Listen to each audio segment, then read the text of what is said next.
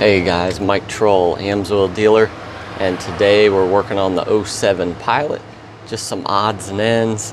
What we're going to be doing is getting in there, replacing the air filter with a Honda Genuine part. That's a nice looking air cleaner. And part number on that would be 17220 RDJ-J00. Got that from Majestic Honda. Had to do some work on my 03 Accord, and so went ahead and ordered the air filter. Also, we're going to be trying out these LED third brake light bulbs. I got these on Amazon. The reviews were pretty good. So what we've been experiencing is the third brake light, sometimes it works, sometimes it doesn't. So there's got to be some kind of loose connection. There's got to be something going on there. So we're going to kind of clean the connections. Maybe when we open that up, we can see what might be going on in there. But hopefully this will be a nice upgrade. Hey buddy, you're out here hanging out with us. I know you want to be part of the action. Buddy says like and subscribe. So when we're doing this work, we want to be careful not to get any dirt into the clean side of the system. If you look down, we've got a screw there. This is closest to the brake master cylinder. So one there. We've got one on this side, if I can find it.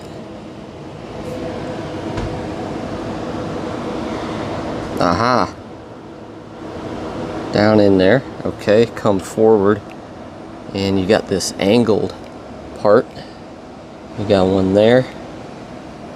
And we got one over here right next to the battery. In the course of doing this, I discovered this gigantic crack in my intake tubing. Guys, I gotta go back on the web and order this part ASAP. I'm gonna try to cover it with duct tape because my wife needs the car, but this is bad. This is letting unfiltered air into my engine. Now I don't see a mass airflow meter right here. So that explains why there's been no drivability problems, no codes. If it's like my 03 Accord, then it's just running off a MAP, manifold absolute pressure sensor. I don't see a mass airflow sensor. Comment down below and let me know, but yeah, this is not good. This unfiltered air, that's going to damage the engine. Oh my goodness, I did not notice that before.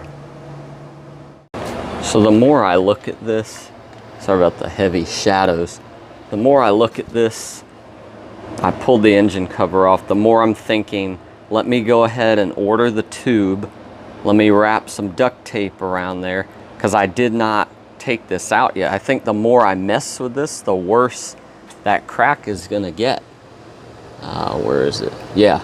I think the more I mess with this, so rather than change the air filter, you know, the whole point is protecting the engine, and if we need to, you know, close that up the best we can.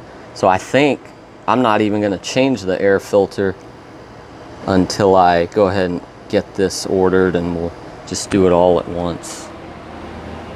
All right, guys, there's my temporary, you know, hopefully we can keep most of the dirt out of the engine with that till we get this thing ordered. Now one interesting thing that I have on my engine is this Amsoil bypass oil filter system. So, you know, I still think since the oil, see here's the filter, it comes up from the oil sending unit on the back of the engine, and then it filters it down to it's 98.7% at 2 microns, and then it returns it through the oil fill cap. and I've done tons of videos on it, on the installation, which was kind of a pain, but I've done oil analysis and the oil is analytically clean, so we know it's doing an amazing thing. But yeah, I just wonder about if the dirt goes in, it's gonna do its damage before it makes its way into the oil, is what I'm thinking. So the dirt getting into the top of the engine, and in order for it to get to the oil, it's got to get past the cylinder rings. So yeah, this is something we want to get taken care of. And car runs great, makes great power, and so hopefully, you know, we caught it in time. There's my website, so it'll be down in the pinned comment, but if you want to type it in yourself, #1synthetic.com. Guys, almost broke this trying to get the thing out. This side was open, so I undid the screw. I thought there was only one screw. Well, turns out there's a tiny little piece that pops out to remove another screw. So apparently that piece was missing off of this side. So I didn't know. I thought it was just a one-sided deal. Anyway. Okay, so once we did that, there's nothing to it. It pops out, and then this part literally twists a quarter turn and pulls out. So now we're gonna inspect it, see what we're dealing with here.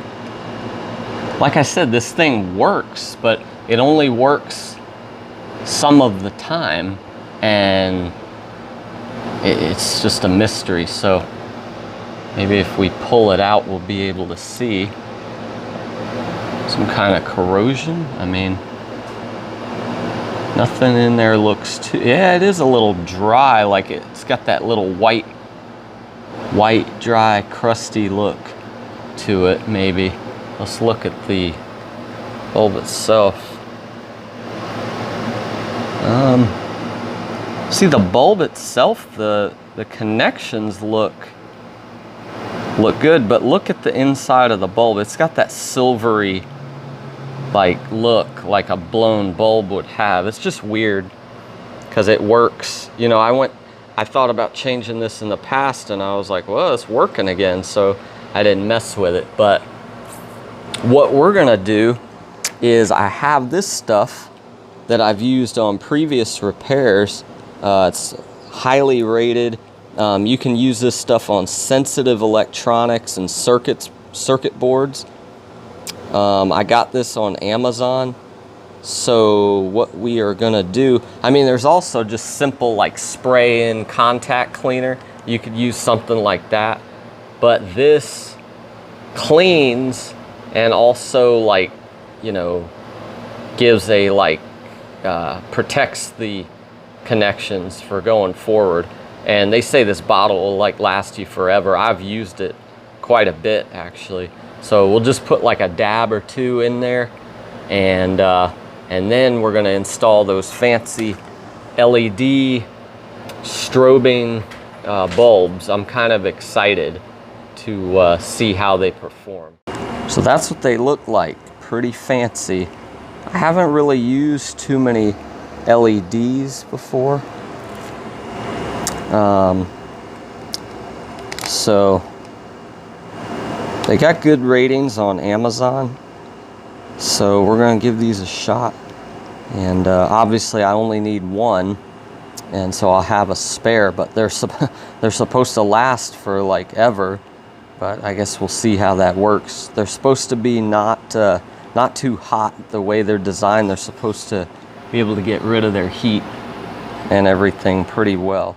Alright, sorry I couldn't video doing all that, but basically I put like a drop of this on each of the contact points on the bulb and slid it in to the plug, put it in, and screwed everything back. As you can see, I popped this cap back in, but I don't have one for here. I never knew there was what was going on with that. But anyway, so let's give it a shot. thing does. Ah, yeah, so what do we think there? I like that strobe thing, and it says that it's 300% brighter, and also the car wasn't even running, so you know, with the engine on, there's going to be a little extra voltage with the alternator. So, but I'd say that's a success. And hey, if it saves a rear end collision, I'd say it's worth it. So, yeah, stay tuned. We'll have to order that air tube for the engine. Thanks, guys. Like and subscribe. Verse of the day, guys, from Psalm 34. Starting at verse 2, my soul will make its boast in the Lord. The humble will hear it and rejoice. O magnify the Lord with me, and let us exalt his name together. I sought the Lord, and he answered me, and delivered me from all my fears. Really good Psalm 34. Go check it out, guys. God bless you.